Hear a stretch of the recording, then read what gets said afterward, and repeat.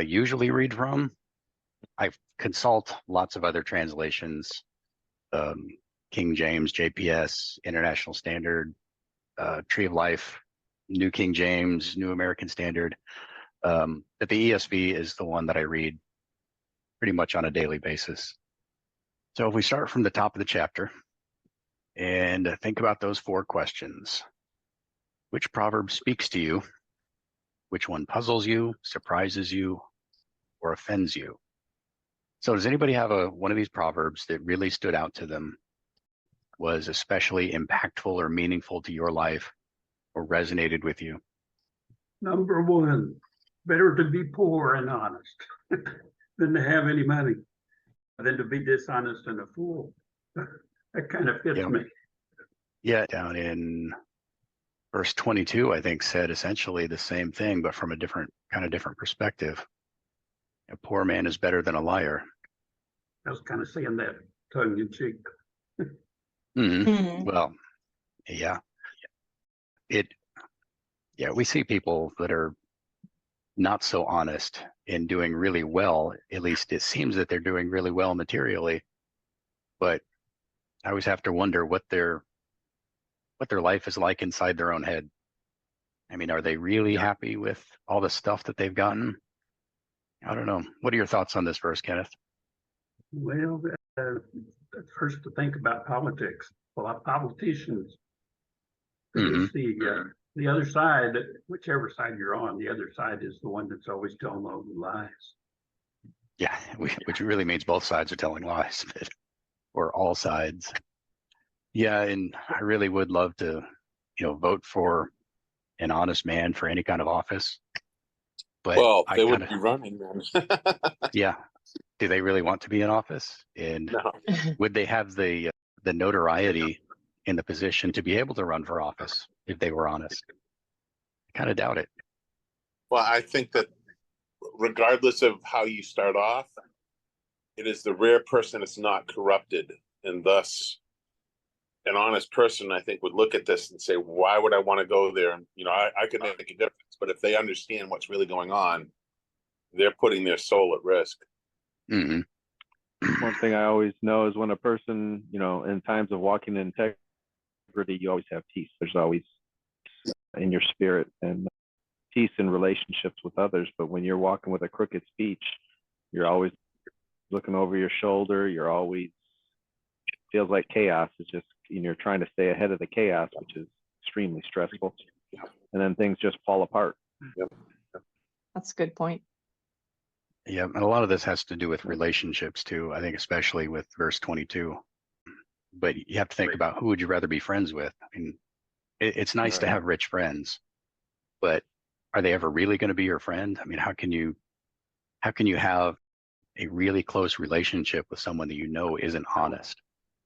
So you can have, if somebody is poor, well, they can't do a whole lot for you materially, but they can actually be a friend, because you can talk to them and relate to them and be honest with them. All right, who else has one that really stood out to you as especially significant? One that stood out to me, which it's puzzling as well, why a slave cannot rule over his master. I think that's what it said. What verse is that? There was one about princes. It was just before the princes. There's it's not fitting for a fool to live in luxury, much less for a slave to rule over princes. There you go. That's it. And so if I understand correctly, the Hebrew sense of a slave was what we would call indentureship at this time. And if somebody willingly gives up their freedom to meet their needs, I guess the implication is that in that state, you are not able to appropriate any leadership, yet Joseph did. There's always an exception to the Proverbs. You can never apply them blanketly to every circumstance and every person. But if you think of the Proverbs as primarily being addressed to someone who is in the royal house, a prince who's in training to potentially be the king, this is advice to a future king. So it's not fitting for a fool to live in luxury, much less for a slave to rule over princes. How would a king use that information? One way is in rewarding people who are who serve him. If a king has somebody who is maybe really sly and is really great at subterfuge, being a spy, but he's not an honest person, not maybe a fool in his personal life, Mm-hmm. you kind of have to be very wary about promoting that kind of person to too high of a position. You can use him, but you Right. can't put him in charge of anything. And then for a slave to rule over princes, one thing to think of here is if, actually when princes are young, you do put a slave over them. You put a eunuch or a tutor or somebody who is in charge of their education. But as they get older, they're supposed to outgrow that. If a prince is never allowed to outgrow his tutor, then he's going to end up resenting that, or he's not going to be able to grow into who he's supposed to be. And there's another proverb I'm trying to think of. I think it's in like chapter 28 or 29, where it talks about how there are 5 things that are hard to understand, 6 that are just really difficult. And one of those is a handmaid who is made to rule over her mistress. So, and you think about Sarah and Hagar, and how Hagar was, she was pregnant and she was expecting a child, and she got too big for her britches, so to speak. So she took on an attitude of pride. And I keep jumping around from thing to thing here, but this is also like somebody who wins the lottery. They've never learned to manage money, and then they're given all this money, and they end up blowing it all and in debt within just a couple of years. And I it's like the same thing. Go ahead. It's the same thing as giving somebody power. If you give somebody too much more power and authority than they're able to then they are able to handle through their training or experience, then they're not going to handle it well. They're going to abuse it. They're going to mismanage. It's better to give that to people who have been trained for it and have been preparing through learning wisdom and experience over years. I like Does that make sense? If this is earmarked to a prince, then it is not wise for him to give away his power to somebody that he is to be exerting power to or over. So yeah, if I'm taking that perspective, that kind of makes sense. Yeah, I think mostly it's just promoting somebody beyond what they're capable of handling, or putting somebody over people who are more qualified. We see that in business a lot, and in politics, where you've heard the term people fail upward, or promoted out of a job because somebody is incompetent or they're too difficult to work with, and it's not politically feasible to fire them or something like that.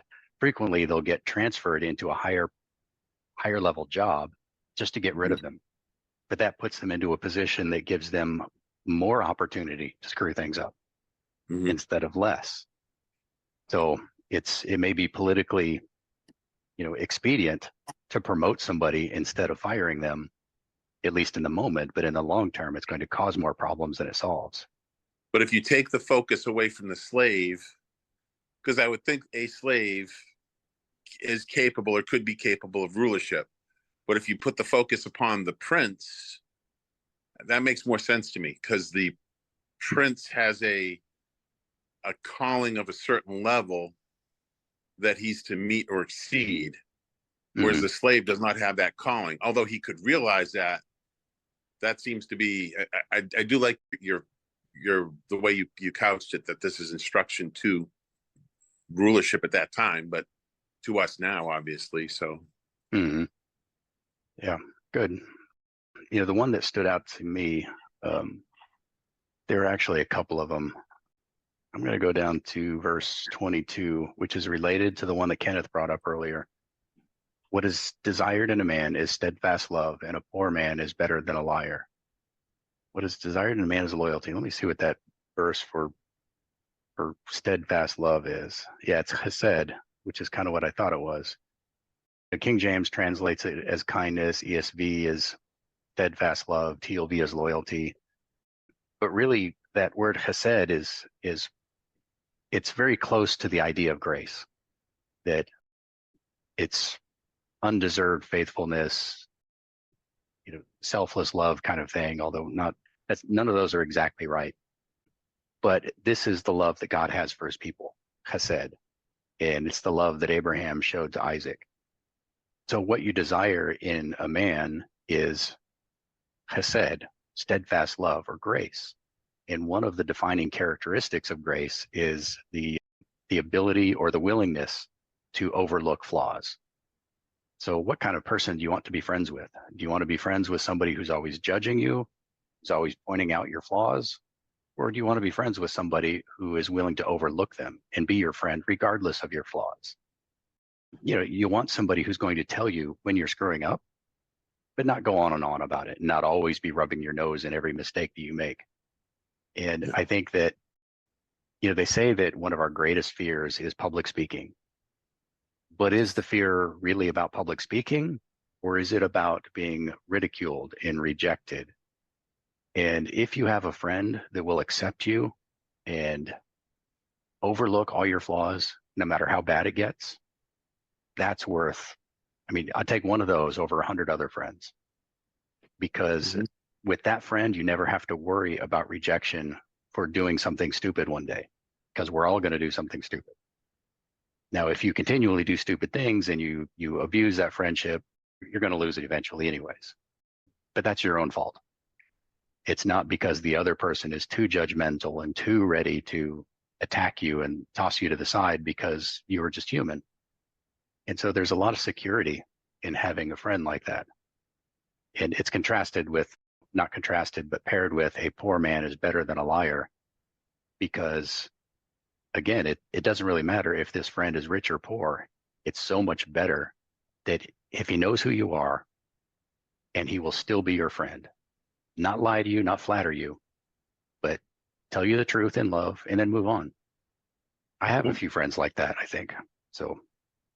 Yeah, I always, when you mention hesed here, the Hebrew hesed is, I like the English word favor, because oftentimes you hear in the Bible, Lord, if I have found favor in your eyes, such and such, if I have found favor, can we have this relationship? Will you do this?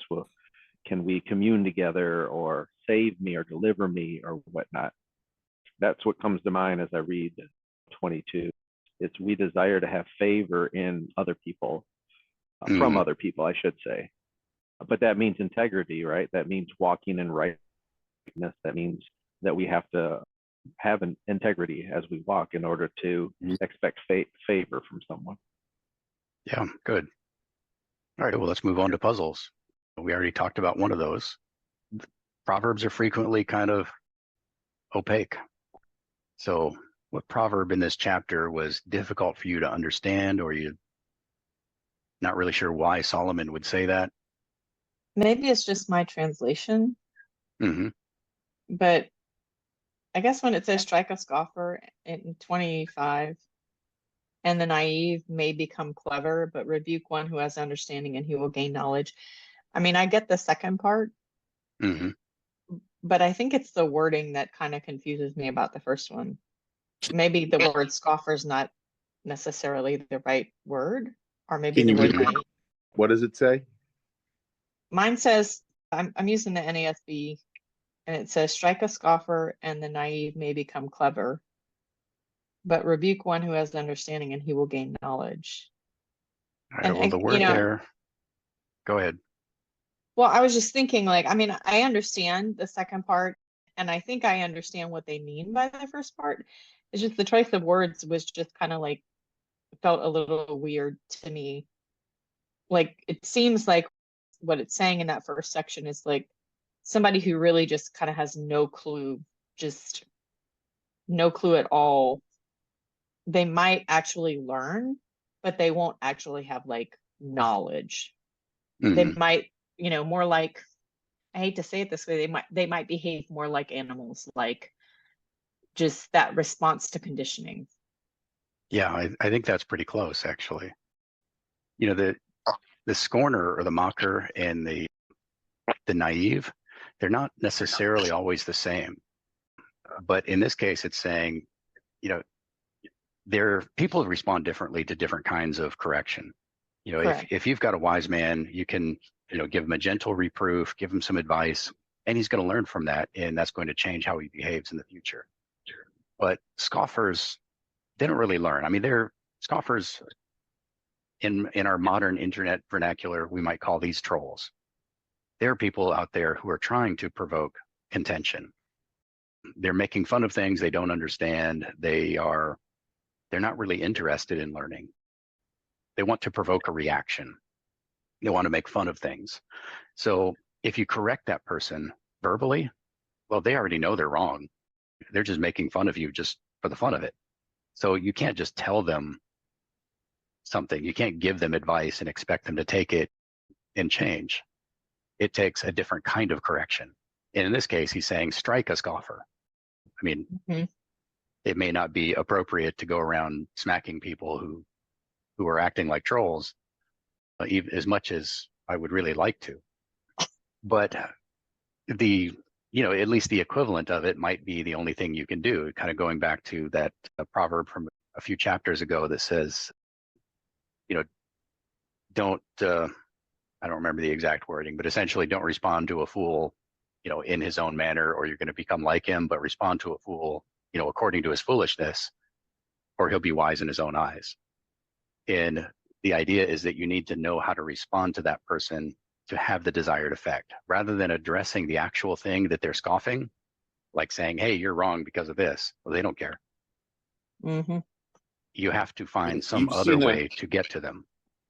You've seen a lot of movies, probably experienced it in your life in high school, or that's usually the area that you see this, but the bully situation, where a bully is acting as a scoffer, if you will, to the norms of society, and you get the people that follow that bully. They may become a bully or scoffer themselves, but when that bully is put in their place, it can, not that it always does, it can empower not only the victim, but those people that are following them blindly to at least think about what they're doing and maybe change their ways. So it's kind of along those lines as well. Yeah, I think there are people who may be onlookers, whether it's the scoffer himself. I mean, some scoffers are just doing it because, they just get a kick out of, poking people, not necessarily because they're like super skilled trolls. And, we have both on the internet. We've got people who will actively search out specific kinds of conversations to insert themselves into because they've got a formula, or they've got a script that they follow in order to get under people's skin. Doesn't matter what you do to those people. If you make them look like a fool, they will frequently go away, or they'll just change their argument and mock something else. But if they're really not that dedicated to being a troll, if they're just scoffing at something on the spur of the moment, if you correct them harshly or in some way that really gets to them, they will behave like a dog that you just struck. They might not necessarily learn the lesson that you want them to learn, but they will become more circumspect in their approach to other people. They will learn not to be an open scoffer so much. And same with those people that you're talking about, Scott, those people who are admiring the bully and following him around, trying to learn his way. Well, these people usually aren't as clever. They're the simple and naive. They're the wannabes. They're going to watch that and say, whether they think it to themselves, they're going to realize that I'm not as smart as the guy that I'm following around. And if he's being made a fool of, I better keep my mouth shut too. And that's where the prudence comes in. The simple one learns prudence. Other scoffers, they just have to keep getting beaten before they really learn anything. Does that make sense of it, Paula? Okay. Who else has one that you might find puzzling? I wrote down verse 11 for myself. Good sense makes one slow to anger, and it is his glory to overlook an offense. Did I mean to write verse 11? It's the second half of this one that puzzles me more. Good sense makes one slow to anger, meaning that good sense meaning being thoughtful. If you're thoughtful about something and you don't just react, well, then you're slow to anger by definition. But it is to his glory to overlook an offense. In my personal life, from my personal experience, if you overlook offenses, people tend to offend you more. They will look down on you. They won't admire you for it. They will perceive you as being weak or passive. Yep. So I'm not exactly sure how it's to. I can imagine some circumstances in which it might be glory to overlook an offense. If everybody knows who you are and they know that you're not weak. You walk up to Muhammad Ali when he was in his prime and you offend him, like you punch him, and he kind of laughs and taps you on the shoulder and walks away. Nobody's going to look down on him for that. Everybody admires him because of his restraint. But what about the rest of us? Obviously, if I did that, anybody does that, everybody's going to think that guy's a fool. But if some stranger walks up to you and punches you on the nose, and how do you respond to that? Do other people admire it if you shrug and walk away, or laugh it off like Muhammad Ali would? I haven't been in a lot of fights, especially not since junior high, but I know this isn't necessarily talking about physical blows. It's talking about all kinds of offense. And I think the verbal sorts of offense, insults, things like that, are much more damaging to your reputation. If somebody comes in and starts a fight with you, people might not look down on you for not fighting back. It just kind of depends on what crowd you hang around with. But if somebody is constantly insulting and belittling you and you just overlook it, I'm not sure how that brings you any kind of honor or glory, as this verse puts it. So I welcome all of your opinions and thoughts on this. My thought on this is the offense happens, and that you deal with the offense. You let the person know you are offended and you deal with it. And then you don't hold it against that person once it's settled, once the matter is settled. I think you stand your ground. You let the person know, hey, this offended me. This wasn't right. And you kind of work through it with the person. And once it's done, it means you're not going to hold it against them anymore. You're going to basically free them of the offense. Okay, so not overlooking that it happened, just not holding on to it. Correct. Yes. Okay, I like that. Yeshua had the right to pass judgment, or he had the right to be offended. He had the right to correct and put in place, and often overlooked, the mess that he was existing in. There's got to be a tie in there somehow. I think you'd look to him as the example. If somebody or some being has the power to righteously destroy or righteously apply justice and chooses not to, so that perpetrator has a chance to amend their ways, I think there's a type of glory in that. It's just grace to the tenfold, So I think if we are doing that, there's got to be some sort of correlation there. Not verbalizing it well, but I think that's an avenue that I would go down. Yeah, I think there's a scale involved too. So if you think about Yeshua on the cross, and he's up there and saying, Father, forgive them, for they know not what they do. Right. That is such an extraordinary statement. Yep. I've been picked on and called names, all kinds of things like that. And, it's one thing for me to just turn around and walk away. But for somebody who has beaten you to an inch of your life, tortured you and hung you up to die, and then you say, I forgive you.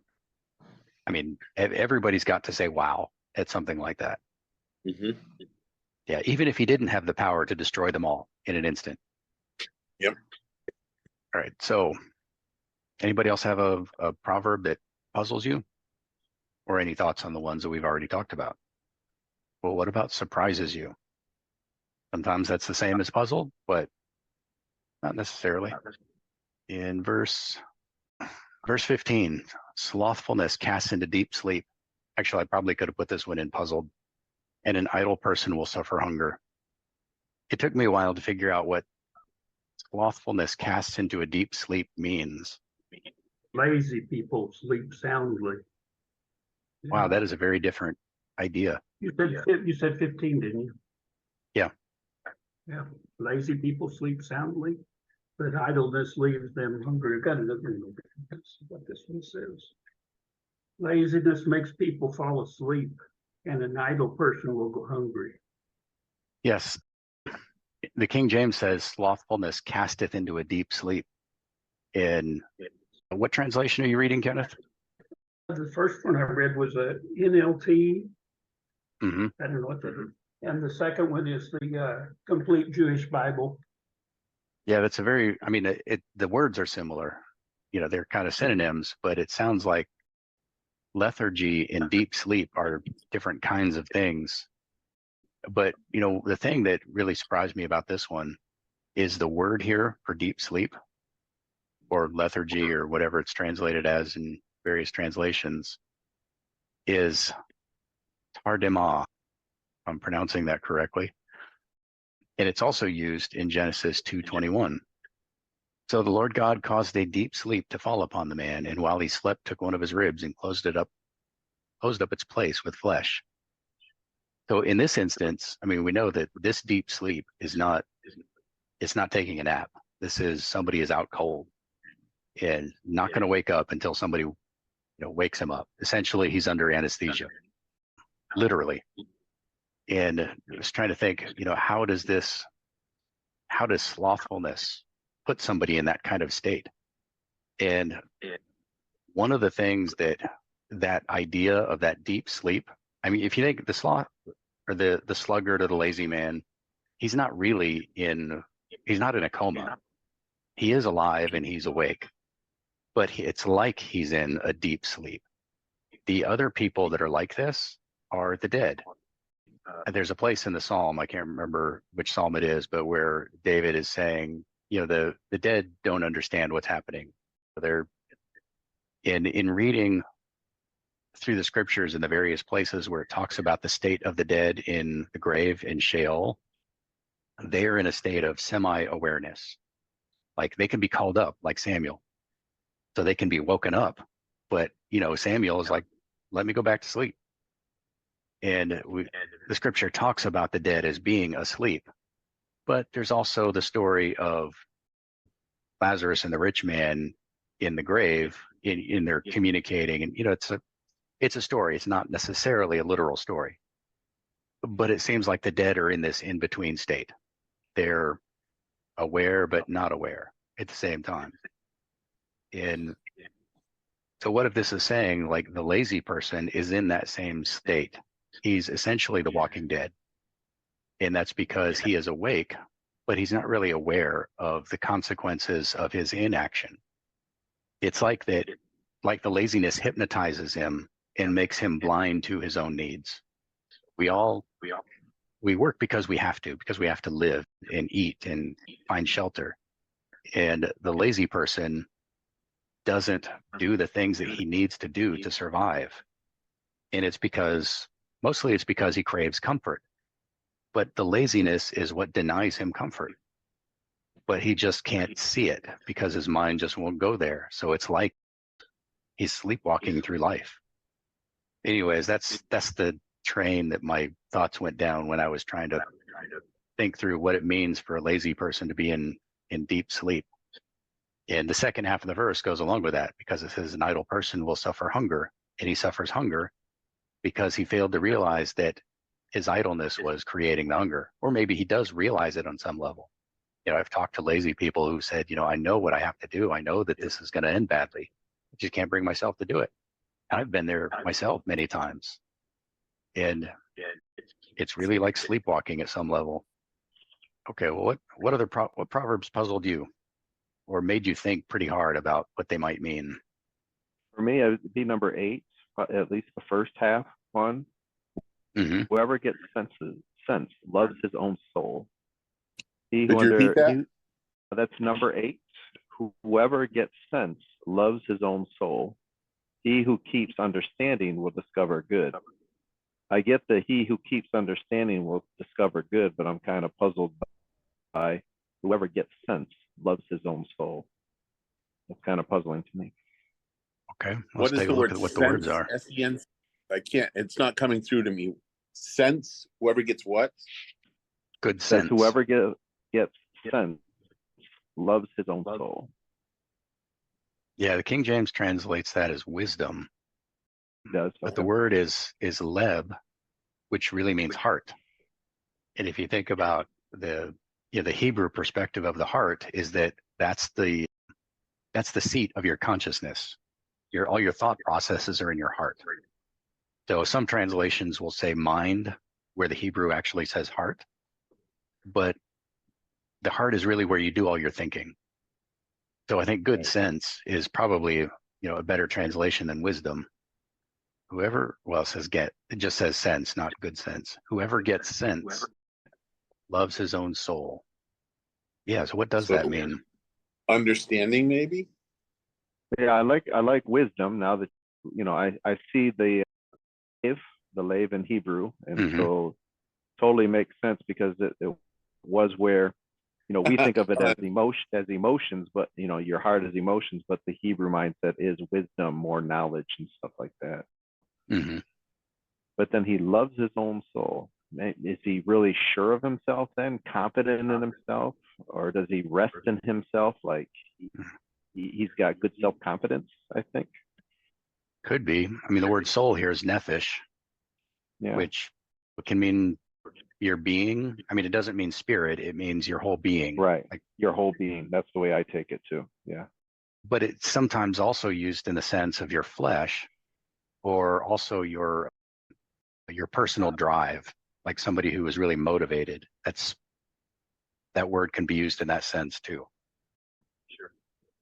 I mean, I get he who keeps understanding will find good. So if the two are kind of going together, then it is kind of like in kind of way I'm processing this, it's people get depressed, they get hard on themselves and so forth. But if you have good wisdom, you will understand God's love. You'll understand you're made in his image. You'll love your soul. In other words, you'll walk in like a confidence. And then you'll find good, not arrogance or pride. I don't think it goes that far. It's just because good wisdom wouldn't lead you into pride. Would it not be pointing to not being reactive or emotional, but rather trying to approach whatever your situation is from a logical or a mindful approach? Like cultivating clear thinking, like learning how to think right. Yeah. Yep. Yeah. If you love your life will certainly be better if you learn to think clearly and not just react to everything. Right. Yep, that makes sense. Teamwork. Can Yeah, I? you definitely got to look at.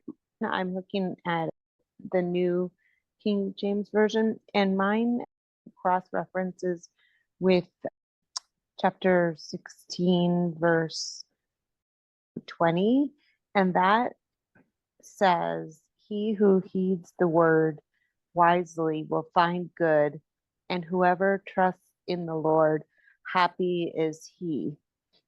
And I guess the reason that jumped out at me is happy for me is a description of obviously a state of our heart or our our being, our feeling, emotion, but also just our whole being, happiness. And when it says he who gets wisdom loves his own soul, I gather that part of that is being happy to have trust in the Lord and listening to the word of the Lord, or heeding it, I guess, in this case.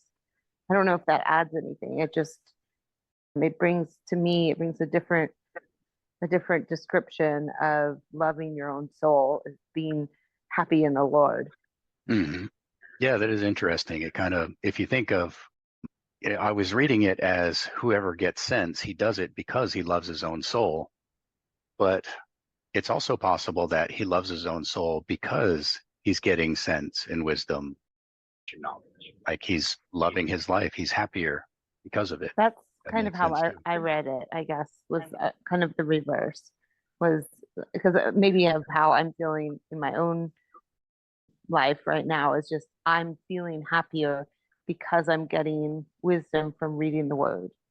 Mhm. And so I guess it would flip it a little bit. Great observation. Hmm. And welcome, Lisa. Thank you. Sorry, I have a commitment before this, so I'm always late. So thank Yeah. you. Okay. Does anyone else have one that puzzled you or surprised you? All right. Well, let's move on to offend, and then when Paula comes back, she can chime in on what surprised her. So, what in here offended you? And I this have doesn't one. necessarily mean that it made you mad, but maybe it just reminded you too much of yourself. Well, I thought 18 in my version, it says, chasten your son while there is hope, and do not set your heart on his destruction. And in reading that, it said to put him to death, a Jewish tradition on his crying. And I didn't understand that. It also was kind of I didn't understand if that meant putting your son to death, and what does that even mean? That's interesting because that's the one I was going to say surprised me in terms of the wording of this translation. Not so much that I didn't understand it, but just how the interpretations apparently are very varied in terms of the Yeah. translation. Have you Yeah, ever the seen translations are all over the map. have you ever Which seen the number is jazz this one? singer? The movie The Jazz Singer? No, I There are a haven't seen couple it. of versions. There's a Neil Diamond version and there's a Jimmy Cantor version. But anyways, the movie goes like this. We'll talk about the Neil Diamond version. He is pursuing his career of music at the expense of his Jewish tradition, being trained to be a king. His father disowns him, does the old tearing of the clothing. Okay, in other words, his son is dead to him. Father dies or is dying. Neil Diamond becomes famous and he's singing all over the place. And he wants to reconcile with his father, but there's a pride thing there because you died to me. Ultimately, Neil Diamond becomes the cantor. His character becomes the cantor upon his father's death. So he had to choose between his career and the tradition. I'm thinking that the putting to death eliminates all signs of hope. I mean, I've struggled with this with my son in terms of how do I interact with him because of rejection that he's had on, and it would be very easy for me to be very cast outish, if you will. But the more or the longer I continue to relate, the more I realize there's still that soul in him that was the young kid who did not run away and who was open to teaching and correction and such. He's not there at this point, but I got to keep that door open. So maybe it's something along those lines. Yeah, and Tony, this is verse 18. I think that was Thank you you. who was asking earlier. Lisa, oh, There is a really big difference between the translations. And when I look at the Hebrew word for crying, I have no idea where the King James translators got crying. The Hebrew word is mut, which is to die or to kill. So it's talking about the son dying.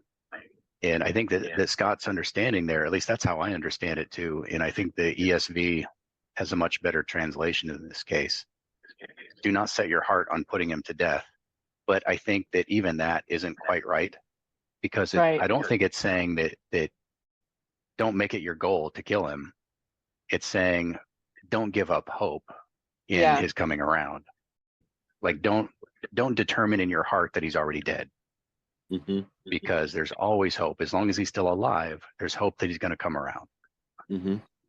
Okay, so now I just turned to I have another version here, and this is Mhm. the NASB, and that one says, "Discipline your son while there is hope, and do not desire his death." Yeah, So that's that what my translation has. okay, that makes a lot more sense now. Yeah. But I think too, there's a couple ways to kind of look at it. It's like discipline your son while there's hope. And I think there's a different, I guess there's a note in mine that says, and do not cause him to die. And that took me kind of to a different perspective. It's like, if you don't discipline, you will cause him to die. So there's another perspective about it too, that we can kind of take from this.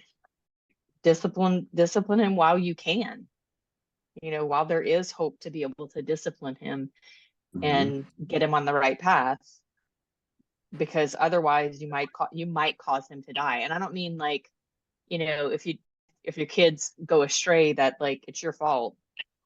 That's not the case. I mean, I think there are times when that's the case, when you just don't do anything to raise your kids. But I also know that there are people who have raised their kids pretty well and they've gone astray. So I think maybe there's kind of two perspectives to look at this from. The way that you were talking about it, Scott, and then also the way of like, just make sure that you do discipline them while you have the ability to do that. Right. Which to me would be like when they're young. Obviously when they're as young as you can get them, to be able to start having them accept your authority. So if I'm hearing you correctly, then it's like the first part of it, discipline your son for there is hope, or, and then the second part is, what happens if you don't discipline your son? What if you decide to do that? Well, then you're actually just setting your heart to put them to death. By not disciplining them, you're putting them on the path to death. That's what a you're perspective that I was getting Yeah. out of it, just Yep. probably because of the way it's worded and because of some notes in the translation. But I do think I think you can look at this both ways, because I do think that, yes, don't think that they're dead when there's still time, there's still hope, they're still engaging. There's another curious thing in the Hebrew here, where most of these translations say, do not set your heart. And King James says, let not your soul. King James is actually closer on that one, because the Hebrew word is nephesh. It's the same one we were just talking about that means your whole being. So it's odd that it would say, don't set your heart. I mean, it's trying to be a dynamic translation, and you translate the meaning rather than the actual words. But nephesh really is a different kind of thing than your heart. The meaning is still there. It's not like a totally different meaning. It's still talking about your intent. Don't set your whole life up as if your son is dead. But anyways, I thought it was curious that same word is used. It's used for mind, soul, your life, heart. All these different words translate that one Hebrew word nephesh. Yeah, because if you don't look it up, when you hear the word heart, I think lave. Mm-hmm. Yeah, that's what I was there. expecting I to don't find. think nephesh. Yeah. Yeah, that goes to it. Just shows how different languages, different kinds of, or different peoples view different concepts. When we talk about the heart, we're mostly talking about emotions. How do you feel about something? But to an ancient Hebrew, it's that plus it's your thoughts and your intellect, your reason. But then there's also your flesh in the word nephesh. Well, in Hebrew, in English, if we say soul, well, you have to differentiate between spirit. Do you mean that? Or do you mean, your being, like, lost so many souls at sea or whatever? Or do you mean flesh as in your evil inclination? Or, there are all these different terms that could translate the same word, and there's so many levels to it. Depending on which word you translate the Hebrew into English, it could give a completely different sense in English than what was intended in the Hebrew, and vice versa. Just as an aside, Daniel just messaged me, says that he couldn't make it today. They've got a basement flooding issue today, and requested that we pray for them. So we'll do that when we close. Anybody else have one that they're surprised, or still want to talk about that last one? Okay. And we were talking about being offended. So who's offended? Verse 5 and verse 9 say almost exactly the same thing. A false witness will not go unpunished, and he who breathes out lies will not escape. And then verse 9 says, a false witness will not go unpunished, and he who breathes out lies will perish. So those are almost exactly the same thing. I mean, escape and perish are obviously different, but the implication is that the one who doesn't escape will then perish. But the thing that I find offensive, for lack of a better word here, is that this isn't what I see in the real world. That this is an ideal situation, that people who are dishonest and lying, eventually they're caught out. You're building a house of cards, and if anybody comes and challenges it, it'll fall apart. And that's true for most lies, probably. But there are a lot of people in the world who are really good at building houses of cards, and they manage to go their entire lives, and they never get caught. I mean, somebody mentioned politicians earlier, and every time people talk about lies, we're automatically going to think about politicians. At least I do. And we know most of those politicians, at least in the United States, they will die of old age and still be wealthy and well respected by millions of people. And it's not the proverb that offends me, of course. It's the reality that those people, they do escape, and they don't die because of their lies. That's what offends me. And I'm not sure exactly what to do about that. Not like do about them not dying. I'm not talking about that. I mean, what do I do with this proverb? How do I reconcile that with the reality that we see? But do they really escape? I mean, isn't the eternal punishment really what the verses are saying? That this is, no matter what happens on the earth, they're not going to escape the eternal judgment for the false witness. Yeah, that's certainly true. That's one of the. Does it? I mean, I don't know if Proverbs is only referring to how to live on this earth, but I mean, really, does it really matter whether they get judged by men or are punished by men for their transgressions? I mean, is that the measure of the, I don't know, the punishment that we care about? Well, I do. Whether I should or not. And I definitely agree with you that Well, I think we nobody should. escapes these things forever. And liars are one of the things that Paul listed as the people who will not inherit the kingdom of God. And that doesn't mean somebody who tells a lie. That means somebody who makes a life of telling lies. And yeah, they will get theirs eventually. Nobody escapes forever. Yeah, I think it's interesting, because I do think that it's about I think this is also about a perspective on their punishment in the whole plan of time and eternity. If people go unpunished now, they will not be unpunished in the long run, right? But I also think that it is important that we try to bring justice in this world, not for the sake of just punishing people, but for the sake of the community and the people who live in the community. So there's that aspect too. It's like for people who just want people to get punished, like Jay. No, I'm kidding. But like to just want people to get punished because they need to get theirs, they need to get what's due to them, I think is different than wanting justice to be brought. And if punishment is part of that, there's a preservation that happens in the community.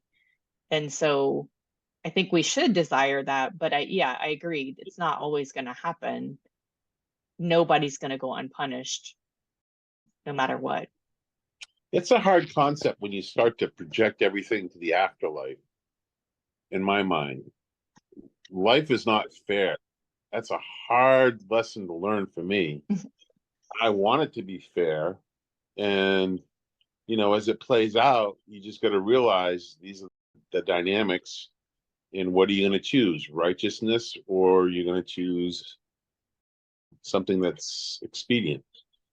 And that's the struggle for me. It's, I've don't like some of my approaches, some of the things I've said and done in my life that are reflective of life is not fair, and therefore I need to function the way life is. And yet I try to superimpose my faith, and there's the struggle. That's where the rubber meets the road. It's, am I going to stand by what I believe, or am I going to hunt that? And that's the difficult thing for, I think, everybody, really. This is your belief, and are you going to walk by it, or are you going to just give it lip service? It's kind of skimming through my notes, see if there's anything else that I really wanted to bring up. I think, verse 19, but a lot of these have to do with parenting, either directly or indirectly. And I think, where it talks about penalties and correcting people, a lot of these proverbs are warnings to leaders to say, be careful who you choose to put in certain positions, and also be careful that you are guiding people correctly early on before it gets too late. And you've got this guy in verse 19, a man of great wrath will pay the penalty. And it doesn't necessarily mean somebody who has a bad temper, but anybody who's ruled by their passions. And he will pay the penalty, but if you deliver him, you will only have to do it again. Meaning that if you continually rescue somebody from the consequences of their actions, they will never learn. Sometimes you just have to stop saving people and let them fall. Whether these are your children, your spouse, your parents, your good friends, it's hard to do, especially with people that you care about. But people need to learn to control their passions. And if you rescue them from letting their passions master them, they will never learn to master their passions. I think that's an important, oh, sorry. Go ahead. Sorry. I think that leads to an important question, which is like, how are we helping our children when we're guiding them and training them to figure that out? Because I think that in the culture we live in, I don't think we have a lot of really great, I feel like people are very disconnected, or they learn how to cope with their emotions poorly. And there's not a lot of training or mentorship around this for people. I think there probably used to be a lot more wisdom in the community around this, but now there's so much disconnection and so much dysfunction that, learned behaviors, whatever it is. And so I just think it's interesting because it is obviously important, but the question is like, how many people actually figure it out for themselves if they weren't taught that on their own, and then are able to impart that to their children as they are growing, like giving them the tools that they need. And really, it makes me think about, there's a little Instagram account that I follow, and the amount of grasp of emotional intelligence that the person whose account it is imparting to their children is mind-blowing to me. And they show videos of their kids like learning all this stuff just through life, and it blows my mind to see how young they are and how they're teaching them that. But it's like, how many people actually have those skills themselves to actually pass that on? So it's just interesting. It's like, it's one thing to be able to know truth or to have understanding. It's like, how do you actually help people with their emotional intelligence, or whatever you want to call it? I would like to think that it's honorable to homeschool. We chose honorable. That's what we tried. We didn't do so hot if you look at the final results. A lot of people are not even doing that. They are letting society teach and train their kids.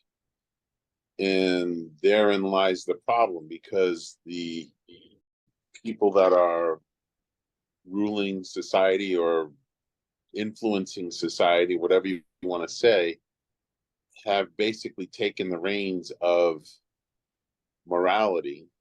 Thus, you have the trans agenda in schools. You can go through a plethora of items that we as parents have when we're allowing our kids into this culture. We've given over our rights. We've given over our power, if you will. And it's, I'm starting to ramble. I'm sorry, but that's the gist of where I'm going, is that, you know, we try to help and direct, and when we find that we can't, it's at the peril of our kids, unfortunately. Mm-hmm. Yeah, and which one was it? Verse 26. You know, all these are linked together, and one thing leads to another. If you don't teach them when they're young, you have to teach them when they're older, and then it just gets harder and harder till eventually you can't. There's nothing you can do when your children reach a certain age. Your job as teacher, if it hasn't taken by then, well, they're pretty much on their own to figure it out. In this, he who does violence to his father and chases away his mother is a son who brings shame and reproach. And if you think of this again as Solomon instructing his sons, who, you know, probably don't have grown children of their own yet, and presumably they're not even married and starting a family yet, so they're still young, and he's telling them what it's like for a parent who has children who are bringing shame on their house. And this is a warning to start young. If you don't want your children to do violence to you when they're old, if you don't want them shaming their mother, then you better start now. And I think, you know, Jenny said it very well a few weeks back when she said that you want to train your children to be people you like. If you don't like your children, you got all kinds of trouble. And so teach them to be people that you can like. Look at Solomon's kids. I mean, he's giving this instruction, and look what happened. I think he was basically looking at his circumstance and saying, "Oh, you know? I don't know of any in the Bible that is the model you want to strive for. I mean, are there? Not many. I mean, I can't think of any offhand. No. Mary and Joseph, they did a good job. He did a good job. You're right. But that's about it. I mean, it's amazing, because I've thought about this before, and you know, there's the ideal, and you strive for the ideal, and then realize that it is rarely realized, at least as an example, in the Word. It's mind blowing. Mm-hmm. Yeah, there are almost no good examples of happy marriages or happy families with children. They're just not there, because that's not what we learned from. We learned from the bad examples. Yeah. So that's what God gives us. Yeah. And yeah, unfortunately, that's probably where Solomon got most of his wisdom, learning from his own bad examples, from, you know, David and his messed up household, and Solomon from his own messed up household. Mm-hmm. All right. So does anybody else have anything they want to talk about? Yes. I got to pull it up. Verse 10, the very first part of it. I'm going to find it. It is not fitting for a fool to live in luxury. And yet, isn't that what you were saying earlier, Jay? That's so much what's happening in society now, and that's what people are striving to. You see all the foolish things that people do so that they are influencers or millionaires or whatever, the rappers, or it's just littered through our society, and it becomes the example that people strive for. It's quite amazing when you think about it, really. Yeah, we got all kinds of people living in absurd luxury, and they are obviously fools. I don't have to know a whole lot about the Kardashians to know that there's a whole lot of foolishness going on in that family. Mm-hmm. But Right. yeah, that very thing proves the proverb that everybody looks at those people, well, almost everybody looks at them in, it's a train wreck. Everybody knows it. And everybody looks at them and says, what did those people do to deserve that wealth? Nothing. I know. And so that And very what can fact I do offends to get- people, and it should. Yeah. But it doesn't. Yeah. Well, I mean, at some level, it like strikes everybody as wrong. But yeah, it doesn't offend people nearly as much as it should because they want to try to emulate it. Right.